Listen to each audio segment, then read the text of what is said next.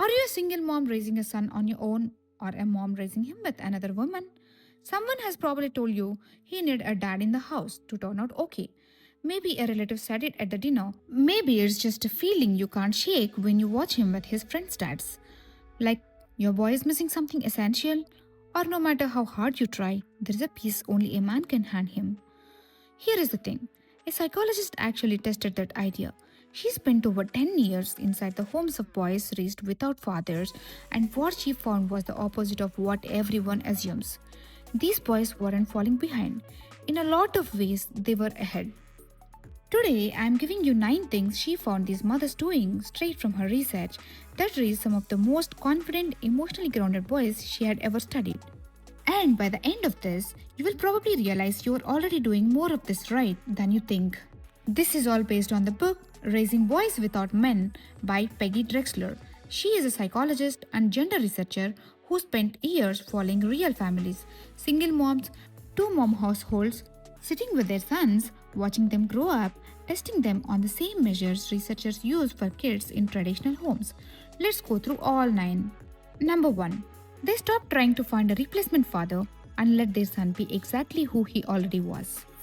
There is a boy in the book named Henry, 7 years old, a total sports fanatic, baseball cap basically glued to his head. His moms, Mary and Laurie, noticed he was a perfectionist, the kind of kid who gets furious with himself the second something doesn't come easily. Instead of pushing a male role model on him to toughen him up, they just watched him. They noticed he needed to feel in control of his day. So they let him build his own morning checklist and earn a little reward for sticking to it. They noticed sports were the one place all his nervous energy just melted away, so they leaned into that instead of fighting it. 2 years later, Drexler came back to check on him, and Henry answered his own front door, invited her in like a host, and showed off her Lego city so detailed he was planning to photograph it and send it to the company. Nobody replaced anything, they just paid attention to who he already was. Number 2. They let their sons build their own team of male role models instead of searching for one perfect substitute. This one actually surprised Drexler the most. She assumed boys without dads at home would end up with fewer men in their lives. It was the opposite. A boy named Kenny got obsessed with an NBA player named Grant Hill after his moms gave him a biography, not because Hill was a great shooter, but because the book described him as someone who treated their kids with respect, and that stuck with Kenny. Another boy, Nathan, attached himself to his neighbor, an engineer, who took him to the library to research school projects. A third boy picked his after school program counselor and started copying the way the guy wore his baseball cap. Without one single father to lean on completely, these boys went out and built an entire bench of men. And they got to choose which parts of each one they actually wanted to keep.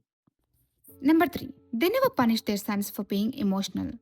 There is a story about a boy in speech therapy who would explode in car every single time on the way there, screaming and crying for no reason his mom could figure out. Instead of shutting it down or telling him to calm down, she kept trying to talk to him about it over and over until one day he finally said, "Mom, I'm frustrated." He would made up the word himself, and instead of correcting him, she used it. It became their signal, the thing he would say whenever he felt overwhelmed, and it lasted well into his college years. There's a pattern across almost every family in this book. When a boy got angry or upset, these moms didn't treat it as a bad behavior to stop. They treated it as information to understand. Number 4. They talked to their sons like their feelings were worth taking seriously, even when they were 3 years old. A single mom named Lizzie used to narrate her own reactions out loud to her toddler. If he stepped on her foot, she wouldn't just say, "ouch," and move on. She would say, "oh, that hurt," and wait for him to notice. If he was clearly upset about something, she would say, "You're mad because the dog ran away, aren't you?" and let him sit with that instead of brushing past it. She was worried it might make him too soft. It did the opposite. By 6, he was the kind of kid who would immediately register when his mom looked sad from across the room before she said a single word. Number 5.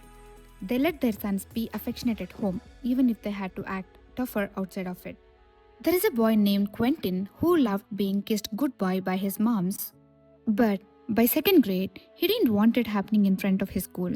So instead of forcing the issue or giving it up entirely, His moms just moved the goodbye kiss 8 blocks earlier before they got to school.